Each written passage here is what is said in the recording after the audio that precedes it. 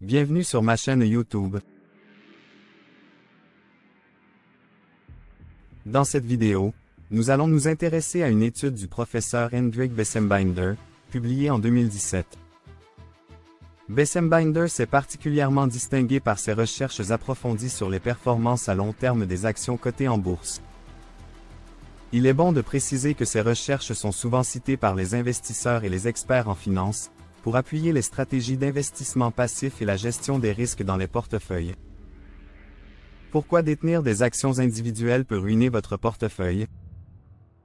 Les recherches du professeur Hendrik Bessembinder montrent que la détention d'actions individuelles dans un portefeuille comporte un risque élevé de performance négative. Dans cette étude, de 2017, Hendrik a analysé 29 078 actions américaines sur la période comprise entre 1926 et 2023. Quelles sont ses principales conclusions? Le risque principal est dû à la durée de vie limitée des entreprises, ce qui réduit la performance globale du compte. En effet, en moyenne la durée de vie d'une entreprise cotée est de 11,6 ans. Et la durée médiane est plus courte encore, pour s'établir à 6,8 ans. Le deuxième risque sont les rendements souvent négatifs.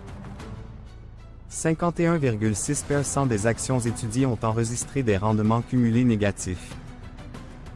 Et le rendement médian annuel de ces actions est négatif à 7,41%. Le troisième élément observé est la concentration des rendements positifs.